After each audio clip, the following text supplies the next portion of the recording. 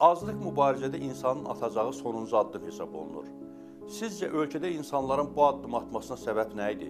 Aclıq aksiyası adətən imkansızlıqdan olan aksiyalardır. Hüququn işləmədiyi ölkələrdə baş verir, bir qayda olaraq.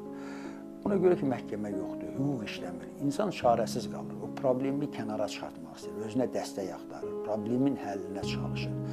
Bütün hüquqi vasitələrdən istifadə edir, bir kar aşmır, xeyri olmur və insan axırda qərara gəlir ki, bir halda ki, məni belə şərib öldürürlər, həbsə atırlar, elə mən qoy problemimi qabardım, aclıq eləyim, həm bu məsələyə diqqət yönəlsin və məsələyə belə həll eləmək üçün də yol axtarırlar.